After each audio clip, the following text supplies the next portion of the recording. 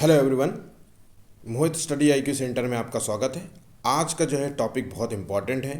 EVS के अंतर्गत आने वाली जो है महत्वपूर्ण शब्दावलियाँ जो है अक्सर जो है क्वेश्चंस जो है इन्हीं शब्दावलियों पर जो है आधारित होता है और इन्हीं शब्दावलियों पे जो है ऑप्शंस टिके होते हैं।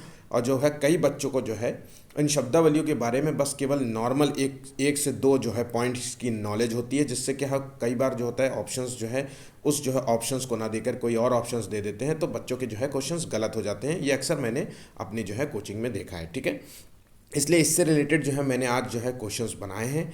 बहुत इंपॉर्टेंट शब्दावलियां हैं, एक बार देख लेंगे आपको जो है बातें समझ में आ जाएंगी कि ये शब्दावलियों का क्या महत्व है और इसके आंसर्स क्या होते हैं। ठीक है, तो बहुत इंपॉर्टेंट है। जिस तरीके से मैंने एक टॉपिक बनाया था टैगवर्ड वाला, जिस तरीके से मैंने एक टैगवर्ड वाला टॉपिक बनाया था उसी तरीके से जो है ये ईवीएस के अंदर एक जो है शब्दावलियों वाला टॉपिक है। ये दोनों जो है वीडियो आप जा करके देखिएगा, ये तो मैं आप भी अपलोड करूँगा। ठीक है, तो चलिए शुरू करते हैं। वीडियो को ज़्यादा लंबा नहीं करते हैं। अगर वीडियो पसंद आए तो प्लीज़ चैनल को लाइक और सब्सक्राइब ज़रूर करिएगा, अपने दोस्तों से ज़रूर शेयर कीजिएगा ताकि जो है वो भी जो है इस जो है वीडियो का जो है लाभ ले सकें। ठीक है, तो आज का जो है वीडियो का जो है टारगेट है वो 50 लाइक्स का। आपके जो है लाइक्स हमारे लिए महत्वपूर्ण हो जाते हैं, क्योंकि हमें जो है आपके लाइक्स के माध्यम से जो है हमें मोटिवेशन मिल जाता है। हम नए नए वीडियोस लेकर के आते हैं आपको डेली। जो है हम आपको सीटेट से रिलेटेड पेपर्स कराते हैं डेली, आपको 2 से 3 पेपर्स आपको मिलते हैं। और इसी तरीके से जो है इंपॉर्टेंट टॉपिक्स जो है मैं आपको कवर कराने की पूरी कोशिश करता हूँ। ठीक है, तो चलिए शुरू करते हैं। तो पहले देखते हैं कि जो है ईवीएस के अंतर्गत देखिए इसमें से कई शब्दावलियां ऐसी हैं जो ईवीएस के ही नहीं, वो सीडीपी में भी काम आएंगी, मैथ जो है पेडागोजी में भी काम आएंगी, वो हिंदी के पेडागोजी में भी काम आएंगे। हर जगह वो शब्दावलियां यूज़ होती हैं, तो इसलिए बहुत महत्वपूर्ण है। ठीक है, तो देखिए शिक्षण सूत्र क्या होते हैं। तो देखिए अधिगम को प्रभावी और सफल बनाने के लिए, ठीक है, ध्यान रखिएगा, गौर से लाइन को समझिएगा।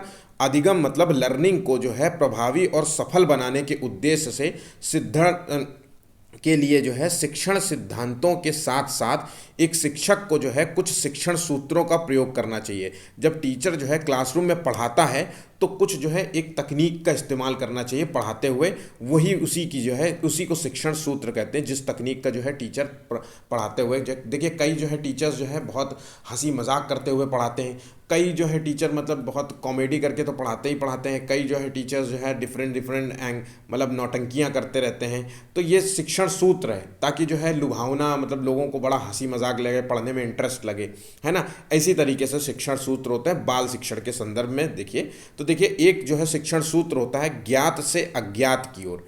ठीक है, तो कई बार जो है ऑप्शंस देखा होगा कि ऑप्शंस में लिख के आता है ज्ञात से अज्ञात की ओर, है ना, मूर्त से अमूर्त की ओर, विशिष्ट से सामान्य की ओर। तो इन शब्दावलियों का आखिर मतलब क्या है। तो ज्ञात से अज्ञात की ओर जो है शिक्षण सूत्र है, पढ़ाने की एक तकनीक है जिसमें शिक्षार्थियों को अधिगम कराने से पूर्व, ध्यान रखिएगा, अधिगम पढ़ाने से हम मतलब लर्निंग कराने से पहले जो है उस विषय वस्तु से जो है जो भी हम टॉपिक एज टीचर जो है टॉपिक पढ़ा रहा होता है उस विषय वस्तु से संबंधित जो है पूर्व ज्ञान जो शिक्षार्थी जानता है, मतलब उस टॉपिक से संबंधित जो भी अगर बच्चा जानता है, जो भी चीज़ों को जानता है, उससे जो है मतलब जो है टॉपिक को शुरू करता है।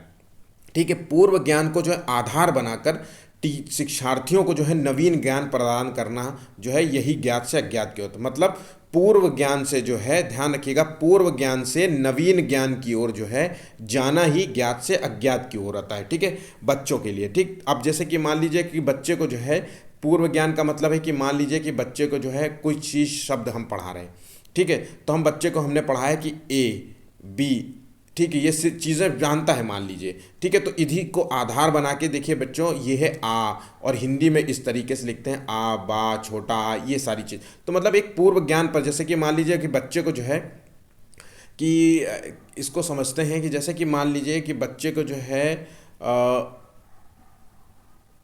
साइकिल चलानी आती है। देखिए बच्चे को जैसे मान लीजिए साइकिल चलानी आती है तो ये उसका पूर्व ज्ञान है, साइकिल चलानी आती है। अब जो है बच्चे को जो है मतलब किसी की मदद से जो है हमने बच्चे को जो है स्कूटी या बाइक चलाने का जो है कोशिश सिखाने की कोशिश की, तो देखिए इस पूर्व ज्ञान से जो है वो नवीन ज्ञान की ओर बढ़ रहा है और इसको जो है पूर्व ज्ञान की मदद से जो है कुछ नया सीखने का प्रयास करेगा। तो ठीक है, तो ज्ञात से अज्ञात की ओर यही होता है। ठीक है, तो ध्यान रखिएगा पूर्व ज्ञान से नवीन ज्ञान की ओर जो है बढ़ना ही जो है यही कहलाता है। ठीक, अब नेक्स्ट टॉपिक आता है, देखिए मूर्त से अमूर्त की ओर। ठीक। तो शिक्षार्थियों को आरंभ में ऐसी बातों का ज्ञान कराना चाहिए जिसे वे छू सके, मूर्त रूप से मतलब समझ सके, जान सके, ठीक है, छू सके, देख सके। तत्पश्चात जो है उसको कल्पनाशीलता का ज्ञान कराना चाहिए। तो मूर्त से अमूर्त का मतलब होता है कि पहले बच्चा जो है मूर्त रूप में होता है, ठीक है। मतलब कि जब भी हम कुछ बच्चे को सिखाते हैं तो हम उसको उदाहरण देते हैं कि मान लीजिए देखो बेटा ये जो है छू करके, मतलब स्पष्ट रूप से सामने दिखने वाली चीज़ों को होना चाहिए। तो अगर हम कोई मान लीजिए कि हम उसको जो है कोई टॉपिक पढ़ा रहे हैं तो उसको जो है मूर्त रूप में पढ़ाना चाहिए, और फिर उसके बाद जो है अमूर्त रूप में जाना चाहिए, मतलब कल्पनाशीलता में चले जाना चाहिए। मूर्त का मतलब है कल्पनाशील, वैचारिक रूप से सोचना, मन ही मन में सोचना कि क्या हो सकता है ना। तो ये सब चीज़ें, तो मूर्त से अमूर्त की ओर जो है एक शिक्षण तकनीक होती है, ठीक, ना कि अमूर्त से मूर्त की ओर होती है। ध्यान रखिएगा, इसका रिवर्सिबल नहीं होता है, मूर्त से अमूर्त की ओर जाता है बच्चा, ठीक है। अब नेक्स्ट क्वेश्चन देखते हैं। देखिए इसमें उदाहरण दिया हुआ है, शिक्षार्थियों को एक उड़ने वाला पक्षी और एक घोड़ा दिखाया गया, ठीक। तत्पश्चात उसने जो है कहा, उससे कहा गया जो है कि सोचो कि उड़ने वाला घोड़ा, अगर उड़ने वाला घोड़ा होता तो कैसा होता। तब बच्चे जो है अपनी कल्पनाशीलता का प्रयोग करते और सोचते कि जो है घोड़े उड़ने के लिए जो है पंख की आवश्यकता होती है, तो घोड़े में जो है एक जो है पंख होते हैं, ठीक है। तो कई बार जो है आपने देखिए एनिमेशन जो है मूवीज़ देखी होंगी जिसमें घोड़ा उड़ता हुआ दिखाया जाता है, ठीक है। तो घोड़ा हुआ उड़ता हुआ जिसे यूनिकॉर्न कहते हैं, ठीक है। तो ये घोड़ा उड़ता हुआ जो है ये कल्पनाशीलता की ओर होता है, ठीक है। तो ये कल्पनाशीलता यहीं से आती है, ठीक है। तो ध्यान रखिएगा, मूर्त से अमूर्त की ओर जाना जो है एक शिक्षण तकनीक है, ठीक। पूर्ण से अंश की ओर, अब इसका क्या मतलब, अधिगम कराए जाने से पहले जो है पाठ का सारांश प्रस्तुत करना, मतलब पूर्ण रूप से बच्चे को ये टॉपिक को समझाना पड़ेगा कि ठीक है ये टॉपिक है, इस तरीके से जो है कहानी, मतलब एक तरीके से बच्चे को जो है पूरे सार बताना पड़ेगा उस पाठ का, ठीक। उसके बाद जो है सार के बाद जो है उसके जो है छोटे छोटे अंशों का प्रयोग करके जो है प्रश्नों को सॉल्व करना चाहिए, ठीक है। उसके जो है छोटे छोटे अंशों से जो है बच्चों को जो है अवगत कराना चाहिए। तो ठीक है, तो ध्यान रखिएगा, पूर्ण से अंश की ओर जाता है, ना कि अंश से पूर्ण की ओर जाता है, ठीक है। इसमें जो है हमेशा बच्चे जो है कंफ्यूज हो जाते हैं, ठीक है, तो गलत मत करिएगा। नेक्स्ट आता है जो शिक्षण तकनीक आती है, एक विशिष्ट से सामान्य की ओर जाना। तो देखिए सर्वप्रथम शिक्षार्थियों को एक विशेष उदाहरण के द्वारा, देखिए इसमें एक पहले उदाहरण के द्वारा जो है विषय के अर्थ को स्पष्ट करना चाहिए। बच्चों को जो है पहले, जब एक टीचर जो होता है जब किसी टॉपिक को पढ़ाता है तो पहले जो है सबसे बड़े ज़रूरी होता है कि वो उदाहरण को वहाँ पे पेश करे और उस उदाहरण के माध्यम से जो है उस टॉपिक के जो है अर्थ को समझाने का प्रयास करे। उसके उपरांत जो है अन्य उदाहरण देते हुए जो है विषय का जो है सामान्यीकरण करना चाहिए। ध्यान रखिएगा, फिर उसके बाद सामान्यीकरण करना चाहिए, ठीक है। इसी तरीके से जो है अगला आता है विश्लेषण से संश्लेषण की ओर। तो देखिए विश्लेषण से संश्लेषण, विश्लेषण मतलब किसी चीज़ का एनालिसिस करना। तो देखिए पढ़ाए जाने वाली जो है कोई जो है टॉपिक होता है, ठीक है, उसके तथ्यों के विषय में जो है व्यापक जानकारी, जो भी हम टॉपिक पढ़ा रहे हैं उसका जो है पूरा एनालिसिस जो है बच्चों को जो बताना। विश्लेषण का मतलब एनालिसिस करना, पूरी संपूर्ण जानकारी जो है बच्चों को उस जो है सब्जेक्ट से रिलेटेड देनी चाहिए।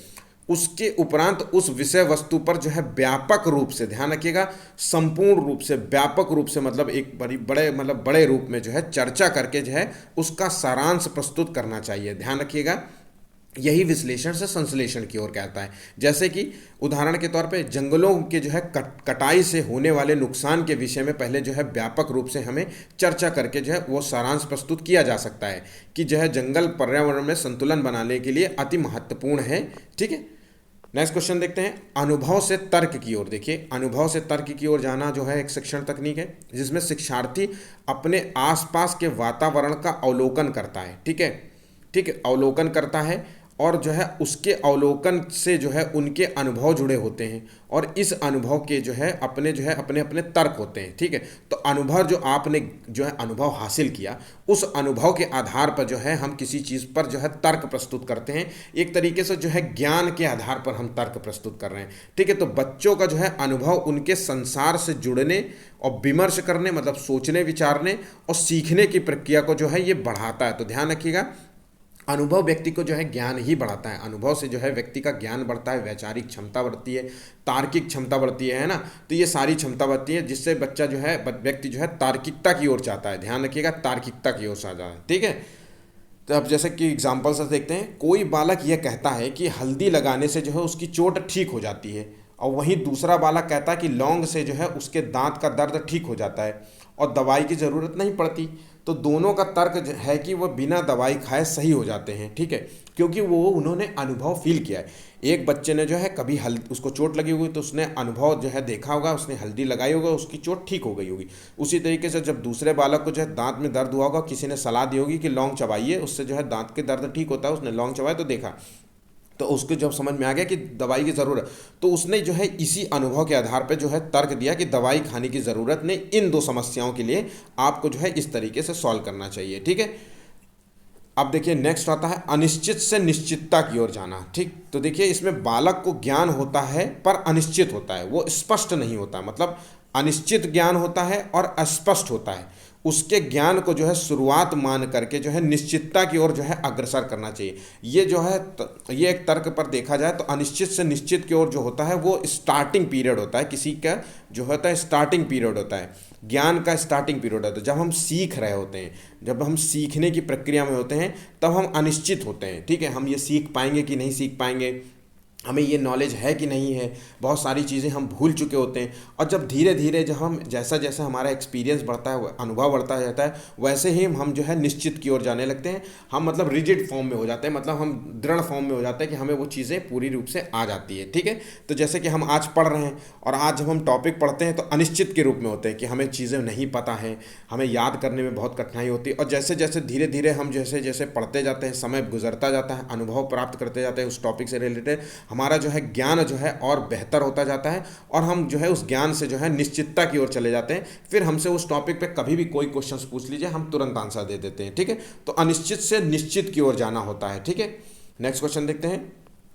तो ये जो कुछ टेक्निक्स थी जो आपको पता होनी चाहिए थी, जो अक्सर एग्जाम्स में पूछी जाती हैं, ये आप ध्यान से एक बार और पढ़ लीजिएगा।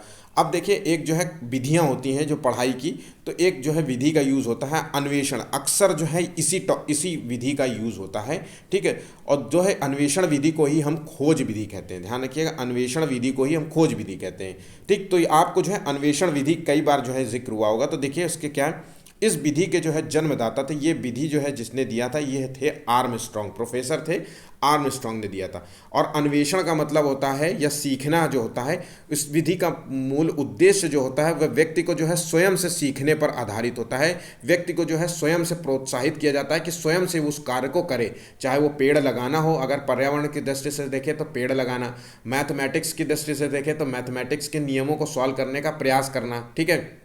जोड़ घटाना दो, 2+2 दो, 2+5 दो, तो बच्चा स्वयं से कोशिश करेगा, तार्किक सोचने का प्रयास करेगा। तो इस विधि में जो है शिक्षार्थी स्वयं सूचना और सिद्धांतों की खोज के लिए जो है अनेक प्रयोग करता है, स्वयं से जो है सिद्धांतों नियमों को जानकारी प्राप्त करने की कोशिश करता है, मतलब मदद करते हैं। हमने क्लासरूम में पढ़ा दिया और उस क्लासरूम में पढ़ाने के बाद हमने बच्चे को जो होमवर्क दिया, अब बच्चा जो है होमवर्क करेगा, जब घर जाएगा तो सोचेगा उस होमवर्क के बारे में, जो सोचेगा उस टॉपिक के बारे में सोचेगा, उसको जो है मतलब कहीं ना कहीं क्वेश्चन, तो इससे जो है बच्चे का जो है सूचना का प्रसार हो रहा है, जो उसने प्राप्त सूचना की है उसमें और जो है कुछ सूचनाएं ऐड करेगा, ठीक है। इस विधि से जो है शिक्षार्थियों में वैज्ञानिक प्रवृत्ति का विकास होता है। देखिए खोज विधि जो होती है वो, उस खोज विधि से जो है वैज्ञानिक का काम क्या होता है, कुछ नई नई खोजों का आविष्कार करना। और खोजने का आविष्कार तभी होगा ना जब आप अन्वेषण विधि का प्रयोग करेंगे, जब आप खोज विधि का प्रयोग करेंगे तभी तो खोज विधि होगी आपके। तो इससे वैज्ञानिक प्रवृत्ति का विकास होता है। इस विधि का जो है शिक्षक जो है मार्गदर्शक के रूप में होता है, मोटिवेशनल होता है, मार्गदर्शक, आपको रास्ता दिखाने का कार्य कर रहा है। अच्छाइयों के रूप में देखा जाना चाहिए, पॉजिटिविटी के रूप में देखना चाहिए, ठीक है, ठीक। इस विधि से जो है शिक्षार्थी आत्मविश्वासी, चिंतनशील और आत्मनिर्भर बनते हैं आगे चल करके, ठीक है। इस विधि के द्वारा जो है क्या डूबा क्या तैरा, हवा चीज़ें, देखिए क्या डूबा, तो अब जैसे इस विधि में खोज विधि की, अगर हमने एक क्वेश्चन दिया क्या डूबा, तो पानी में जो है कील डूब जाती है लेकिन नाव नहीं डूबती। तो इसका जो है बच्चा जो है खोजबीन निकालेगा, अन्वेषण विधि से प्रयोग करेगा कि आखिर ये कारण क्या है कि क्या चीज़ डूब जाती है और क्या चीज़ नहीं डूबती है, ठीक है। उसे क्या तैरा, हवा में जो है चीज़ों को कैसे गर्म और ठंडा करती हैं, शीशा जब धुंधला कैसे हो जाता है, परछाई कैसे बनती है, तो इन सारी चीज़ों के बारे में जो है बच्चा जानने का प्रयास करता है, ठीक है। अक्सर जो है दूसरी विधि का जो है अक्सर जो है आपने देखा होगा ऑप्शंस में भ्रमण विधि। ठीक है, बहुत सिंपल है भ्रमण के माध्यम से जो है लर्निंग करना, लेकिन इसकी चीज़ों को जो है और तरीके से समझिए पॉइंट्स को। तो देखिए इस विधि में जो है शिक्षार्थी भ्रमण करके जो है ज्ञान अर्जित करने का प्रयास करता है। ठीक है, भ्रमण करके। तो इस विधि यह विधि जो होती है कक्षा कक्षीय अधिगम को, ध्यान रखिएगा, पॉइंट्स नोट करिएगा, कक्षा कक्षीय अधिगम को जो है वास्तविक जीवन से जो है परिस्थितियों को के साथ जोड़ती है। जब आप क्लास में होते हैं और क्लास में जो पढ़ाते हैं टॉपिक है ना, और उसके बाद जो है हम बच्चों को जो है भ्रमण पर ले जाते हैं। ठीक है, साक्षात जो है सामने जो है बच्चे जो है प्रत्यक्ष रूप से देखने का प्रयास करते हैं, तो उससे जो है वास्तविक जीवन से जो है उन परिस्थितियों को जोड़ पाते हैं। ठीक है, भ्रमण विधि में ये विधि जो होती है शिक्षार्थियों को सक्रिय प्रत्यक्ष अधिगम अनुभव उपलब्ध कराती है। ध्यान रखिएगा, सक्रिय जो है इसमें देखिए, सक्रिय निष्क्रिय नहीं होता, सक्रिय होता है, सामने रूप से देखता है बच्चा और एक्टिव फॉर्म में होता है। ठीक है, मतलब एक्टिव फॉर्म में करता है, भ्रमण विधि में चलेगा, पेड़ पौधे के जो है एक्टिविटीज़ को देखेगा, जानवरों की एक्टिविटीज़ को देखेगा, नदी बहते हुए जल को देखेगा, है ना। तो सक्रिय रूप में एक्टिव फॉर्म में होते हैं सारे। तो प्रत्यक्ष अनुभव प्राप्त करता है उससे। शिक्षार्थियों का अनुभव जो है वही अनुभव जो है उनके जो है बच्चों की जो है ज्ञान रचना का निर्माण करते हैं। ध्यान रखिएगा, ठीक है। ठीक है, उसी अनुभव के आधार पे जो है बच्चा कुछ जो है ज्ञान अर्जित करता है और फिर उसी ज्ञान से जो है कुछ नया जो है बनाने का प्रयास करता है, क्रिएटिविटी की ओर चला जाता है। इस विधि के द्वारा जो है शिक्षार्थी प्रकृति के जो है प्रति आकर्षित होते हैं।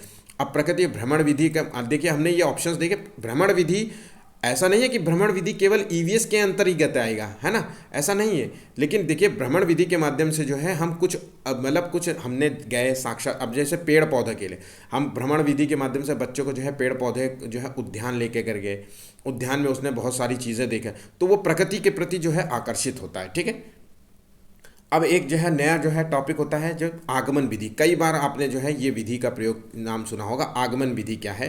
तो देखिए इस विधि में जो है पहले कई सारे जो है, ध्यान रखिएगा, आंसर जो है क्वेश्चन यही पूछा जाता है। ध्यान रखिएगा, आगमन विधि में पहले जो है बच्चों को जो है उदाहरण पेश किया जाता है और उसके बाद जो है बच्चों को जो है नियमों की जानकारी दी जाती है, सूत्रों की जानकारी दी जाती है। ध्यान रखिएगा, ये पॉइंट, उदाहरण से नियम की ओर जाना होता है। तो इस विधि में पहले बहुत सारे जो है उदाहरण बच्चों को बताए जाते हैं और उसके बाद जो है उसका निष्कर्ष निकाला जाता है, निष्कर्ष बताया जाता है, नियम बताए जाते हैं। इस विधि के द्वारा जो है ज्ञान को स्थायी रूप से ग्रहण करने के लिए जो है प्रयास किया जाता है कि ताकि जो है बच्चे को जो है ज्ञान पूर्ण रूप से प्राप्त हो सके। ठीक है, रट्टू टोता वाला जो है ये नहीं होता है। तो ये विधि जो है विशिष्ट से सामान्य की ओर, मूर्त से अमूर्त की ओर, मैंने अभी आपको बताया कुछ शिक्षण तकनीक है जिसमें जो है, तो अन्वेषण विधि जो होता है, ध्यान रखिएगा, पढ़ाई की सबसे अच्छी विधि मानी जाती है, सॉरी अन्वेषण कह रहे हैं, आगमन विधि जो होती है वो पढ़ाई की सबसे अच्छी विधि मानी जाती है, रटने पर आधारित नहीं है। ध्यान रखिएगा, ये पॉइंट्स आप याद रखिएगा। उदाहरण से नियम की ओर जाने वाली जो है विधि वो होती है जो है आगमन विधि। ठीक है, मूर्त से अमूर्त की ओर जाने वाली विधि होती है, विशिष्ट से सामान्य की ओर जाने वाली विधि होती है। ध्यान रखिएगा, विशिष्ट से सामान्य की ओर जाने वाली विधि होती है। स्थायी रूप से जो है नॉलेज जो ग्रहण करता है वो लंबे समय तक रहता है। ठीक है, रटने पर आधारित नहीं होता। ठीक, अधिन्यास जो है जिसे कहते हैं दिया हुआ कार्य विधि। ठीक है, इसे अधिन्यास जो है ये दत्त कार्य विधि भी कहते हैं। ठीक है, तो देखिए इस विधि में पूरे अक्सर जो है यही जो है नाम जो है शब्दावली का प्रयोग होता है। ठीक, तो इसलिए बच्चे कंफ्यूज हो जाते हैं। अधिन्यास का मतलब होता है इस विधि में जो है पूरे पाठ्यक्रम को, ध्यान रखिएगा, जो हमने काम दिया है बच्चों को जो है छोटे छोटे भागों में विभाजित कर लेते हैं। ठीक है, इस विधि में विद्यार्थियों को एक निश्चित समय में, ध्यान रखिएगा, एक निश्चित समय का प्रयोग होता है इसमें। इन सब शब्दावलियों को गौर से समझिएगा। दिया हुआ, हमने अगर किसी बच्चे को कार्य दिया है, ठीक है, या हमने कोई कार्य लिया है, हमने जो है छोटे छोटे कार्यों में डिवाइड करके हमने इस टॉपिक को समझाना है, तो एक निश्चित समय हमने डिसाइड करेंगे कि इस निश्चित समय में हम उस टॉपिक को पूरा करके दिखाएंगे। ठीक है, ध्यान रखिएगा, इस विधि में जो है एक अधिन्यास पूर्ण होने पर ही जो है दूसरा अधिन्यास जो है दिया जाता है। जब आप एक टॉपिक को कवर करेंगे तो तभी तो जो है दूसरा टॉपिक कवर करने की कोशिश करेंगे। जब तक आप पहला ही टॉपिक नहीं कवर करेंगे तो दूसरा टॉपिक को कैसे पढ़ाएंगे। तो दूसरा जो है इस विधि का मुख्य लक्ष्य जो है अधिगम विस्तार के जो है अवसर उपलब्ध कराना होता है। ध्यान रखिएगा, इस विधि में जो है शिक्षक प्रत्येक शिक्षार्थियों पर व्यक्तिगत ध्यान दे सकता है। इस विधि में ध्यान रखिएगा, छोटे छोटे कार्यों में जो है बच्चों को डिवाइड करना होता है, तो बच्चा जो है टीचर जो है उस पर जो है टीचर जो है आसानी से जो है बच्चों पर ध्यान दे सकता है, उनको जो है निदान उनकी प्रॉब्लम्स को सॉल्व सॉल्व कर सकता है। ठीक है, अब मान लीजिए बहुत बड़ा टॉपिक जो है तो बच्चों को जो है समझाने में, एक ही बच्चे को समझाने में सारा समय निकल जाएगा, और क्लासरूम में जो है 50 60 70 बच्चे हैं, तो इस तरीके से ध्यान रखिएगा। तो ध्यान रखिए, अधिन्यास जो है विधि जो है ये इसी का प्रयोग किया जाता है शिक्षक के द्वारा, जो है छोटे छोटे कार्यों में डिवाइड करके, जिससे जो है शिक्षक जो है शिक्षार्थियों पर जो है व्यक्तिगत रूप से ध्यान दे सके। ध्यान रखिएगा, ठीक। अब जैसे कि निगमन विधि है, आगमन विधि मैंने आपको बताया, और उसके बाद आता है निगमन विधि। देखिए आगमन विधि और निगमन विधि दोनों विधियां देखिए अरस्तु की हैं। ध्यान रखिएगा, ये दोनों विधियां ही अरस्तु ने जो है दी थी। तो इस विधि में जो है, पहले मैंने आगमन विधि में बताया था कि आपको उदाहरण पहले पेश किया जाता है, फिर उसके बाद नियम बताया जाता है। लेकिन निगमन विधि में पहले जो है नियम बताया जाता है। ध्यान रखिएगा, पहले बच्चे को जो है नियम बताया जाता है, उसके पश्चात जो है उदाहरण पेश किया जाता है। तो ध्यान रखिएगा, ये जो है अच्छी विधि नहीं मानी जाती है बच्चों के केंद्र के रूप में। तो ये विधि जो है सामान्य से विशिष्ट की ओर जाती है। तो ये पॉइंट्स आपको मोस्ट इंपॉर्टेंट हैं। आगमन विधि और निगमन विधि तो बिल्कुल आप रट लीजिए, अन्वेषण विधि रट लीजिए, विधियां जितनी भी हैं रटना है, समझ लीजिए। ठीक है, ये विधि जो है बाल केंद्रित नहीं होती। निगमन विधि को जो है हम बाल केंद्रित विधि नहीं मानते। इसमें जो है बच्चों की जो है रटने की प्रवृत्ति जो है बढ़ती है। ठीक है, ध्यान रखिएगा, रटने, क्योंकि बच्चा जो है पहले नियम जानने की कोशिश कर रहा है। मतलब एक तरीके से टीचर के रूप में हमने फॉर्मूला बता दिया। ठीक है, फॉर्मूला बता करके जो है बच्चे को जो है हमने जो है, तो बच्चा जो है फॉर्मूला रट लिया। अब जब बाद में हम जब उस फॉर्मूला का उदाहरण पेश करेंगे, तो चूंकि तो उसका तो काम निपट गया। ठीक है, उसने मतलब फॉर्मूला रट लिया, उसने क्वेश्चन सॉल्व कर लिया, बात खत्म हो गई।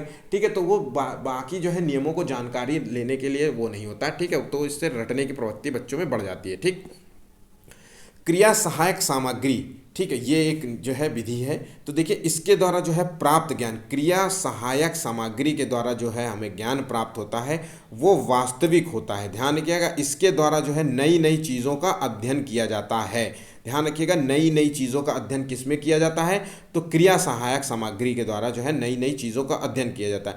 इससे बालक को जो है व्यक्तिगत अनुभव की प्राप्ति होती है। ध्यान रखिएगा, व्यक्तिगत, तो व्यक्तिगत अनुभव के लिए जो है हम उसको सामने प्रत्यक्ष रूप से कोई कार्य सौंपेंगे, है ना, या प्रत्यक्ष रूप से कोई कार्य करेगा। तो देखिए इसमें जो है उदाहरण के तौर पर हमने भ्रमण लिया। ठीक, तो भ्रमण ही एक लौता जो है क्रिया जो है, ध्यान रखिएगा, क्रिया से है सहायक सामग्री के रूप में नहीं जाना जाएगा। ठीक है, जैसे किसी जो है ऐतिहासिक स्थान का भ्रमण करना, संग्रहालय का भ्रमण करना, या जो है किसी उद्यान का करना। ठीक, तो ध्यान रखिएगा, इसका आंसर जो है ऑप्शंस यही है। ठीक, अब देखिए एक जो है शब्दावली प्रयोग होती है मूल्यांकन। कई बार जो है मूल्यांकन शब्द का जो है मूल्यांकन, सतत मूल्यांकन, व्यापक मूल्यांकन, निदान, जो है ये सारे शब्दावलियां हैं। तो मूल्यांकन का आखिर मूल उद्देश्य क्या होता है, क्या होता है उसका अर्थ। तो देखिए मूल्यांकन वो प्रक्रिया है जिसके द्वारा अधिगम की उपलब्धि का पता लगाया जाता है। ठीक, अधिगम की उपलब्धि, जो आपने जो है सीखा है, ठीक है, वो कितना सीखा है। ध्यान रखिएगा, कितना सीखा है, उस सीखने में क्या क्या कमियां हैं, मतलब वो उसका पता लगाया जाता है। अर्थात शिक्षार्थियों ने जो है प्राप्त ज्ञान को जो है किस सीमा तक समझा है, उनकी जो है बुद्धि का स्तर क्या है, और क्या अभिरुचि है, इंटरेस्ट जो है उस टॉपिक के प्रति जो है बच्चों का जो है क्या इंटरेस्ट है, इसका पता लगाया जाता है मूल्यांकन के माध्यम से। बालक की शिक्षा में जो है मूल्यांकन और मापन जो है दोनों जो है महत्वपूर्ण होते हैं। तो देखिए मूल्यांकन जो होता है वो व्यापक क्षेत्र होता है, मापन जो होता है वो संकीर्ण होता है, छोटा होता है, किसी एक छोटे से टॉपिक का मूल्यांकन करना होता है और जो है मापन करना होता है। वहीं पर जो है मूल्यांकन करना होता है वो हम एक व्यापक क्षेत्र में मूल्यांकन करते हैं। ठीक है, तो मूल्यांकन जो होता है वो मापन पर जो है निर्भर करता है। ठीक है, नेक्स्ट क्वेश्चन देखते हैं। अब देखते हैं कि मापन, तो कई बार जो होता है सतत मूल्यांकन, आपने एक साथ सुना होगा। तो सतत मूल्यांकन आखिर होता क्या। तो देखिए बच्चे का जो मूल्यांकन जब हम करते हैं तो उससे जो है बच्चे का जो है सर्वांगीण जो है विकास होता है। मूल्यांकन द्वारा जो है इससे जो है शिक्षार्थी का जो है सर्वांगीण संपूर्ण विकास होता है। ठीक है, अधिगम एक सतत प्रक्रिया है, हमेशा जो है निरंतर चलने वाली एक प्रक्रिया है। ठीक, इसलिए जो है शिक्षार्थी का मूल्यांकन भी निरंतर होना चाहिए। ध्यान रखिएगा, इसमें है सतत मूल्यांकन में जो है जो मूल्यांकन होता है वो निरंतर होता है। ठीक है, और सतत मूल्यांकन कितने प्रकार के होते हैं, तो वो सतत मूल्यांकन होते हैं 3 प्रकार के। ये आपको पॉइंट याद रखने हैं। तो देखिए सतत मूल्यांकन में एक आता है निदानात्मक मूल्यांकन, एक आता है रचनात्मक मूल्यांकन, और एक आता है संकलनात्मक मूल्यांकन। ठीक, तो निदानात्मक मूल्यांकन को समझते हैं। तो देखिए निदाना, जैसे कि नाम है निदान, ठीक, तो किसी प्रॉब्लम जो है किसी मतलब प्रॉब्लम का जो है सॉल्यूशन देना। तो देखिए जिन शिक्षार्थियों में अधिगम की प्रगति आशानुरूप नहीं होती, मान लीजिए जो बच्चा जो है सीख रहा है और सीखने की प्रक्रिया जो है अच्छा तरीके से नहीं हो रहा है, पॉजिटिव वे में नहीं हो रहा है, ठीक है, मतलब उसके सीखने की प्रक्रिया में कोई कमी होती है, तो ऐसे जो है शिक्षार्थियों, ऐसे बच्चों में जो है अधिगम संबंधी जो है समस्याओं का विश्लेषण करने के लिए जो है इस मूल्यांकन का प्रयोग करता है। तो उसको जो है उस आशानुरूप नहीं होता, तो उस प्रॉब्लम्स को सॉल्व करने के लिए हम जो है मूल्यांकन करते हैं, निदानात्मक करते हैं, सॉल्यूशंस देने का प्रयास करते हैं उस प्रॉब्लम का। तो इसके उपरांत उन्हें उपचार जो है शिक्षण का प्रयोग किया जाता है, फिर वही निदान किया जाता है, उस समस्या का निदान किया जाता है। ठीक, फिर एक आता है रचनात्मक मूल्यांकन। तो इस मूल्यांकन के द्वारा जो है अधिगम की प्रगति का आकलन एवं निर्धारण जो है किया जाता है। इस मूल्यांकन से ध्यान रखिएगा, इसमें जो है अधिगम की प्रगति का आकलन और निर्धारण किया जाता है। इस मूल्यांकन से प्राप्त परिणामों के आधार पर जो है शिक्षार्थियों को जो है फीडबैक दिया जाता है। तो ध्यान रखिएगा, फीडबैक पे जो आधारित होता है वो रचनात्मक मूल्यांकन होता है। यही छोटे छोटे पॉइंट्स जो होते हैं वो आपको याद रखने हैं। तो फीडबैक पर जो है आधारित जो है मूल्यांकन कौन सा दिया जाता है, तो रचनात्मक मूल्यांकन। ठीक है, इस मूल्यांकन हेतु जो है गृह कार्य, क्लास टेस्ट, जो है दिया हुआ कार्य जो होता है वो क्विज टेस्ट आदि का प्रयोग किया जाता है। ठीक है, इस मूल्यांकन से जो है शिक्षक, टीचर जो है अपनी शिक्षण विधि, ठीक है, जो मैंने जो है पिछले जो है शिक्षण विधियाँ बताई हैं, एवं शिक्षार्थी जो है अपने संज्ञानात्मक व्यवहार में जो है सुधार करता है। इन दोनों जो है रचनात्मक से जो है टीचर भी अपना सुधार करता है और बच्चे भी अपना जो है सुधार करते हैं। तो टीचर जो है अपनी शिक्षण विधि में सुधार करता है और शिक्षार्थी जो है अपने बौद्धिक ज्ञान में सुधार करता है। ठीक है, तो यहाँ पे पॉइंट्स आप याद रखिएगा। ठीक, संकलनात्मक जो है मूल्यांकन होता है। तो देखिए संकलनात्मक जो है मूल्यांकन होता है, इसमें जो होता है मूल्यांकन में संपूर्ण जब वो मूल्यांकन तब होता है जब सत्र की समाप्ति हो जाती है। मान लीजिए पूरा सेशन 4 महीने का, मान लीजिए आपने कोई कोर्स कर रखा है, तो कोर्स जैसे ही 4 महीने का कंप्लीट होगा, तो जब वो सत्र समाप्त होगा तो उसके बाद जो है हम मूल्यांकन करेंगे, आपका कोई टेस्ट ले लेंगे, ठीक है, या फिर मौखिक जो है पीआई लेंगे, पर्सनल इंटरव्यू ले लेंगे। उसके आधार पर जब हम मूल्यांकन करते हैं फिर यह जानने का प्रयास करते हैं कि आपने क्या सीखा, कितना सीखा। ठीक है, अब एक आता है व्यापक मूल्यांकन। सतत मूल्यांकन हो गया, सतत मूल्यांकन के 3 भाग हो गया, उसके बाद व्यापक मूल्यांकन होता है। तो व्यापक मूल्यांकन क्या होता है? सतत मूल्यांकन में देखिए जैसे मैंने बताया कि संपूर्ण जो है मूल्यांकन होता है बच्चे का जो है, इसी तरीके से सतत मूल्यांकन जो होता है शिक्षार्थी के व्यवहार के प्रति जो है एक पक्ष, संज्ञानात्मक पक्ष का मूल्यांकन करता है, परंतु जो है व्यापक मूल्यांकन में के द्वारा जो है शिक्षार्थी के व्यवहार का जो है तीनों पक्ष। देखिए सतत मूल्यांकन में जो है संज्ञानात्मक पक्ष का मूल्यांकन होता है, ये ध्यान रखिएगा आप। वहीं पे जो है व्यापक मूल्यांकन जो होता है उसके द्वारा जो है संज्ञानात्मक, भावनात्मक, क्रियात्मक, इन तीनों चीज़ों का मूल्यांकन होता है। तो ये पॉइंट्स आप याद रखिएगा। ठीक है, इस बार सीटेट के पेपर को बिल्कुल बिल्कुल मतलब आप समझिएगा कि इस बार पेपर जो है आपके लिए थोड़ा सा जो है सरदर्दी वाला हो सकता है, क्योंकि बच्चे जो है रट रट के जो है पुराने पेपर्स रट रट के जो है जितने भी मैडम्स पढ़ाते हैं, जितने भी लोग पढ़ा रहे हैं आज के जो है यूट्यूब में, सभी जो है एक ही टाइप के क्वेश्चंस कराए जा रहे हैं, सुबह शाम दोपहर रात, सुबह शाम दोपहर रात, और जो है नए जो है क्वेश्चंस को ढूंढने का प्रयास कोई भी नहीं कर रहा है, जबकि इतने बड़े बड़े यूट्यूबर्स होते हैं। ठीक है, इसलिए बहुत गलत हो रहा है। सीटेट के एग्ज़ाम्स जब भी अब जो इस बार आएगा तो देखिएगा नेक्स्ट अब मान लीजिए अगर यही क्वेश्चंस जो है बच्चों से पूछ लिए जाए कि सतत मूल्यांकन में जो है संज्ञानात्मक पक्ष का मूल्यांकन होता है कि भावनात्मक पक्ष का मूल्यांकन होता है कि तीनों पक्ष का मूल्यांकन होता है, तो कई बच्चे जो है मैं गारंटी कह सकता हूँ कि 60 से 70% जो है बच्चे जो है इस क्वेश्चन का आंसर गलत ही लगाएंगे। ठीक है, तो इसलिए मैंने यह टॉपिक आपको दिया है। ये टॉपिक्स आप समझ सकते हैं कि बहुत सारे क्वेश्चन आपको ऐसे ही सॉल्व हो जाएंगे, इसलिए इस टॉपिक्स को गौर से समझिएगा। मेरे पढ़ाने के बाद भी आप एक बार अपने जो है स्वयं से जो है मतलब बोल बोल करके आपको समझने का प्रयास करना चाहिए, और हो सके तो आप नोट्स भी बना सकते हैं। व्यापक मूल्यांकन के द्वारा जो है तीनों पक्षों का मूल्यांकन होता है, जिसमें जो है संज्ञानात्मक, भावनात्मक और क्रियात्मक तीनों का मूल्यांकन। इस मूल्यांकन के द्वारा जो होता है शिक्षार्थी के शैक्षणिक और गैर शैक्षणिक पक्षों का मूल्यांकन होता है। तो यहाँ पे जो है एक और पॉइंट जो है नोट करने वाली बात है कि देखिए जो है व्यापक मूल्यांकन के माध्यम से जो है बच्चे का जो है शैक्षणिक मूल्यांकन के साथ साथ जो है मतलब गैर शैक्षणिक मूल्यांकन होता है। ठीक है, चलिए तो सतत और व्यापक मूल्यांकन के जो है कुछ महत्व होते हैं। क्या महत्व है इसको देखिए, कई बार जो है पेडागोजी में जो है महत्व से रिलेटेड क्वेश्चन आ जाते हैं, इसलिए मैंने इसको शामिल किया। तो देखिए मैंने बताया कि इसमें शैक्षणिक और गैर शैक्षणिक दोनों पक्षों का मूल्यांकन होता है। ठीक, इसमें जो है शिक्षार्थियों की कमजोरी की पहचान करके जो है उसका निदान बताया जाता है। ठीक है, ये उपलब्धि स्तर को जो है निरंतर बनाए रखने व ऊंचा उठाने के लिए प्रेरित होता है। इसके द्वारा उपचारात्मक शिक्षण विधि का प्रयोग कर शिक्षार्थियों की समस्या को जो है समाधान किया जाता है। ठीक है, इसमें जो है प्रेरणा का कार्य करता है शिक्षार्थियों की, ताकि अधिगम में जो है रुचि पैदा किया जा सके। शिक्षार्थी संपूर्ण जो है विकास पर बल देता है। ठीक है, पर्यावरण अध्ययन के जो है 5 ई हैं। ठीक है, तो ये देखिए अक्सर जो है क्वेश्चंस पूछे जाते हैं कि जो है 5 ई पर्यावरण के अंतर्गत जो है कितने ई आते हैं। तो देखिए ध्यान रखिएगा, ये 5 ई आते हैं। वो 5 ई क्या है? तो पहला जो है ई है जिसे कहते हैं इंगेज।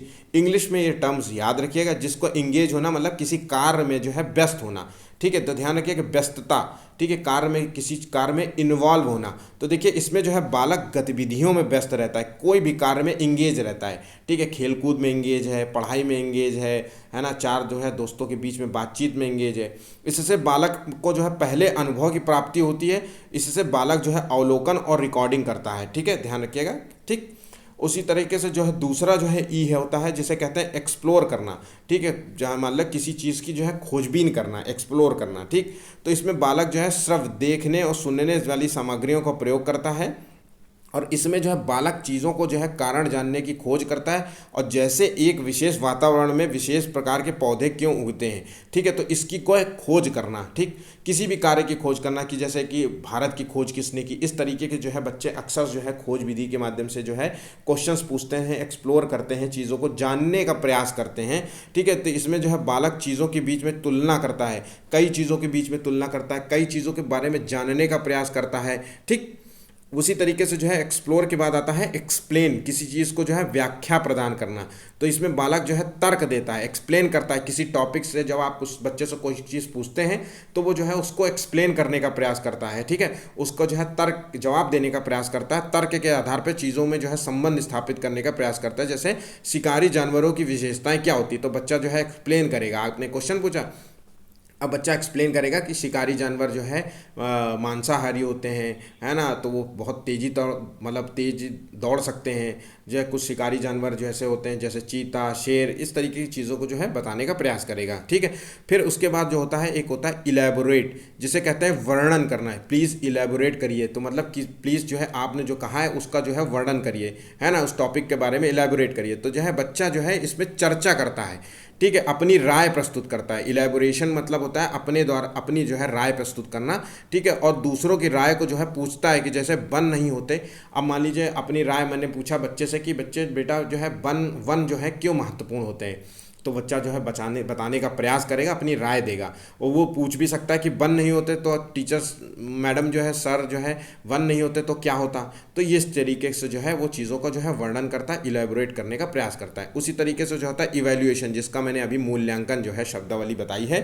ठीक, तो इसमें बालक जो है एक निष्कर्ष पे पहुंचता है, जैसे सभी जो है शिकारी जानवरों में जो है लगभग एक जैसी विशेषताएं पाई जाती हैं। ठीक है, तो वो निष्कर्ष पहुंचता है। ठीक है, किसी चीज़ के लिए पर्यावरण में ये ई जो है 5 ई होते हैं। तो ये पॉइंट्स आप याद रखिएगा।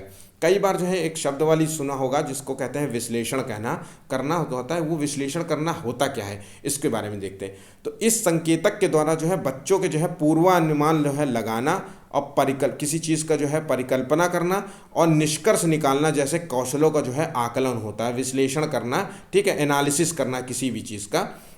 जैसे अब बच्चे ने जो है एनालिसिस किया कि राजाओं ने किले क्यों बनवाए थे, तो सोचने का विचार करेगा। कौशल जो है बच्चे के जो है तार्किक क्षमता का विकास करेगा, चिंतन करेगा कि राजाओं ने किले क्यों बनाए, ऊंचे ऊंचे जो है पहाड़ों पे किले क्यों। तो देखिए जो है तो इसका जवाब सोचेगा कि अच्छा किले इसलिए बनाए होंगे क्योंकि जो है दूसरे जो है मतलब जो है राजा लोग जो है आक्रमण कर देते होंगे, तो उनको जो है ऊंचाई में होने की वजह से जो उनको समय मिल जाता होगा, है ना, ढलान होने की वजह से ऊंचाई से जो है कोई भी पत्थर फेंक दे तो उनके जो है किले में कोई चढ़ ना सके, है ना। आक्रमणकारियों से बचाने के लिए जो बनाए जाते थे बड़े बड़े फाटक इसलिए बनाए जाते थे ताकि बड़े बड़े जो है हथियार मतलब तोप टाइप की अगर वो उस समय थी तो तोप जो है निकाली जा सके, निकल सके। तो ये सारी चीज़ें होती, शोभा भी बढ़ाती थी।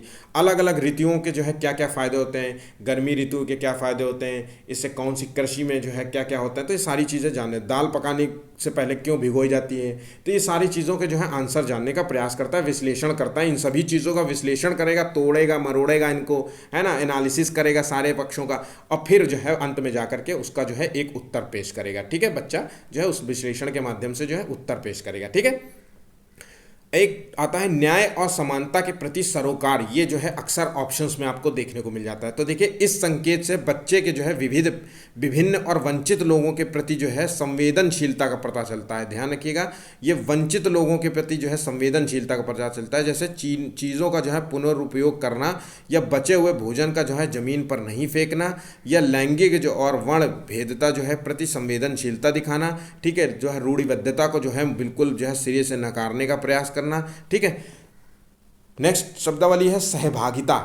देखिए तो इसमें जो है बच्चों को जिम्मेदारी लेने, पहल करने और सहयोग जैसे जो है कौशलों का आकलन होता है। ध्यान रखिएगा, सहभागिता में जो है बच्चा जो है चीज़ों की जिम्मेदारी लेता है और आगे बढ़ के जो है कार्य की जो है पहल करने का प्रयास करता है, दूसरों की मदद करता है, जैसे जो है बच्चों के अंदर जो है कौशल का विकास होता है। जैसे प्रयोग ना आने पर जो है मान लीजिए तो बिजली के जो है उपकरण बंद कर देगा। ये ऑप्शंस आप जो है पेडागोजी के अंतर्गत कई बार जो है क्वेश्चंस देखेंगे, ठीक है। तो बिजली के उपकरण बंद कर देना जो है बच्चे के जो है कौशल के अंतर्गत आता है। ध्यान रखिएगा, वो है सहभागिता कौशल।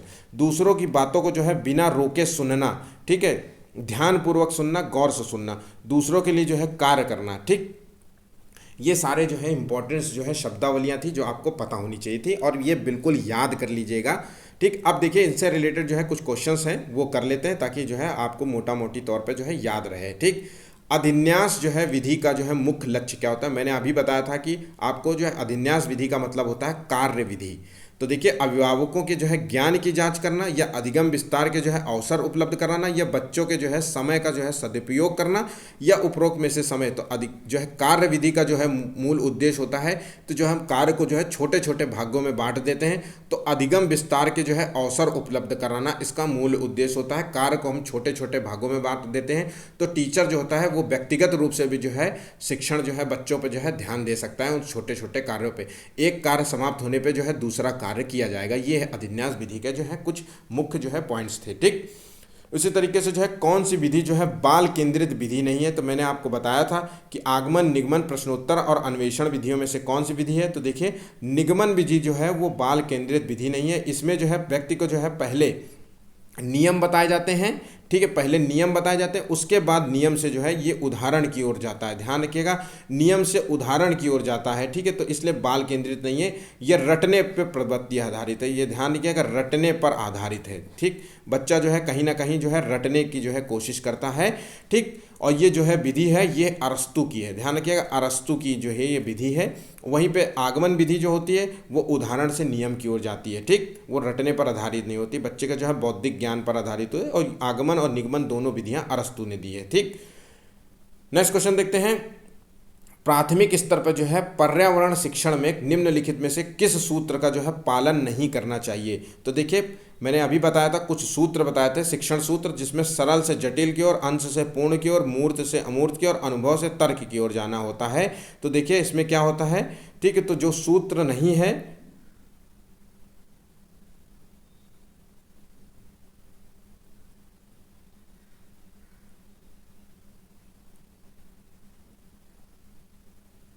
जिसमें जो इसका आंसर है वो पूर्ण से अंश से पूर्ण की ओर जाना जो है वो नहीं होता, बल्कि होता है पूर्ण से जो है अंश की ओर जाना होता है। ध्यान रखिएगा, पूर्ण से जो है अंश की ओर जाना होता है, ठीक है। ये सूत्र है, ठीक। तो ये सूत्र याद रखिएगा। नेक्स्ट क्वेश्चन देखते हैं। पर्यावरण अध्ययन की जो है कक्षा में विद्यार्थियों में जो है खोज से संबंधित जो है दक्षताओं का विकास करने हेतु एक शिक्षक जो है निम्न में से जो है किसका चुनाव करेगा? तो देखिए इसका ऑप्शन दीजिए, आंसर दीजिए, ऑप्शंस पढ़िए खुद भी। तो देखिए इसका सही जवाब है ऐसी जो है पाठ वस्तुओं का जो है पाठ वस्तु जो विद्यार्थियों के जो है दैनिक जीवन से जुड़ी होंगी, इनका जो है वो चुनाव करेगा। ध्यान रखिएगा, खोज के माध्यम से, ठीक है। नेक्स्ट क्वेश्चन, सीखने की प्रक्रिया में जो है अभिप्रेरणा क्या होती है, जिसको कहते हैं मोटिवेशन, ठीक। तो ये है क्या? तो बच्चों में जो है सीखने के प्रति रुचि जो है का विकास करती है, या सीखने स्मरण शक्ति मजबूत करती है, या एक दिशा में सोचने का जो है योग्यता विकसित करती है। तो देखिए इसका सही आंसर है ए नंबर, ठीक। नेक्स्ट क्वेश्चन देखते हैं। निम्नलिखित में जो है क्रिया सहायक सामग्री जो है कौन सी होती है? तो देखिए इसमें जो है मैंने आपको बताया था कि क्रिया सहायक सामग्री में जो है भ्रमण जो है साक्षात जो है प्रत्यक्ष रूप से अनुभव प्राप्त करने की जो है, तो भ्रमण के माध्यम से जो है इसका आंसर जो है डी नंबर है, ठीक। इसमें जो है बच्चा जो है वास्तविक ज्ञान जो है प्राप्त करने का प्रयास करता है क्रिया सहायक सामग्री के माध्यम से, नई नई चीज़ों को जो है जानने का प्रयास करता है, ठीक।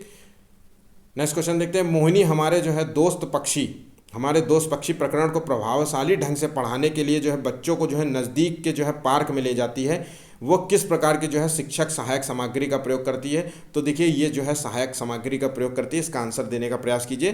तो इसका आंसर है देखिए क्रिया सहायक सामग्री, इसका सी नंबर है। ठीक है, नेक्स्ट क्वेश्चन देखते हैं, प्राथमिक स्तर पर जो है बच्चों को आकलन करने का जो है सर्वश्रेष्ठ तरीका कौन सा माना जाता है? तो देखिए बच्चों का जो है सर्वश्रेष्ठ आकलन का तरीका होता है वो है पोर्टफोलियो। ध्यान रखिएगा, पोर्टफोलियो जो है सबसे बेस्ट तरीका होता है, आकलन का तरीका होता है। ठीक है, इसमें जो है बच्चे का जो है एक तरीके से एक फोलियो तैयार किया जाता है, मतलब एक तरीके से रिपोर्ट कार्ड तैयार करते हैं। ठीक है, एक फाइल तैयार करते हैं, ये समझ लीजिए फाइल तैयार करते हैं जिसमें जो बच्चे की जो है संपूर्ण जानकारी जो होती है। ठीक है, और उसके आधार पर जो है कुछ जो है मान लीजिए कि इस जानकारी में जो है कुछ प्रॉब्लम्स हो रही हैं बच्चों के, तो उसको जो है सुधारने का प्रयास करते हैं, मूल्यांकन करेंगे इसका और फिर उसको जो है सुधारने का प्रयास कर देंगे। ठीक है, तो इसलिए यह सर्वश्रेष्ठ तरीका माना जाता है। ठीक, सतत और व्यापक जो है मूल्यांकन का जो है मुख्य उद्देश्य क्या होता है? तो देखिए इसका सही आंसर दीजिए। तो सतत और व्यापक मूल्यांकन का जो मूल उद्देश्य होता है तो बच्चे का जो है प्रत्येक पहलुओं का जो है मूल्यांकन करना होता है। ध्यान रखिएगा, इसमें रुचि का केवल मूल्यांकन नहीं होता, ज्ञान और बोध का मूल्यांकन नहीं होता, कौशलों का मूल्यांकन नहीं होता, बच्चे के जो है संपूर्ण मूल्यांकन होता है, प्रत्येक पहलुओं का मूल्यांकन होता है। ठीक है, संज्ञानात्मक, भावनात्मक और जो है क्रियात्मक मूल्यांकन। ठीक, सतत एवं व्यापक मूल्यांकन की एक जो है तकनीक होती है वो सत्र मूल्यांकन, अर्धवार्षिक, निदानात्मक। तो देखिए ये जो मूल्यांकन जो एक तकनीक होती है वो निदानात्मक मूल्यांकन की एक तकनीक होती है। ध्यान रखिएगा, निदानात्मक जो है मूल्यांकन की एक तकनीक है। तो सारे पॉइंट्स आप याद रखिएगा, कल को हो सकता है निदानात्मक जो है रचनात्मक मूल्यांकन लिख दे, तो आप जो है कन्फ्यूज मत होइएगा। ठीक है, तो चीज़ों को जो है ध्यान रखिएगा, मोस्ट इंपॉर्टेंट टॉपिक है, इसको ज़रूर एक बार देखिएगा, ज़रूर देखिएगा ही नहीं, इसको मतलब रटिएगा। ठीक है, इससे जो है आप मान के चलिए कि ईवीएस में आपको कहीं ना कहीं जितने भी मैंने इनमें शब्दावलियां जो है चाहे जो वर्ड लिखे हुए हैं इसमें से 5 से 6 क्वेश्चंस जो है पूरे तरीके से आते ही आते हैं। अभी आप चाहे तो कोई भी पेपर उठा करके देख लीजिए प्रीवियस ईयर का और इससे जो है तुलना करने का प्रयास कीजिए, तो आपको सही से पता चल जाएगा। ठीक है, अगर वीडियो पसंद आया हो तो प्लीज़ चैनल को लाइक सब्सक्राइब ज़रूर किया करिए। ठीक है, आपके जो है माध्यम से जो है हमें मोटिवेशन मिलता है। ठीक, आज का जो है टारगेट बिल्कुल मत भूलिएगा 50 लाइक्स का, और अपने दोस्तों से ज़रूर शेयर कीजिएगा। आज के लिए बस इतना ही, धन्यवाद।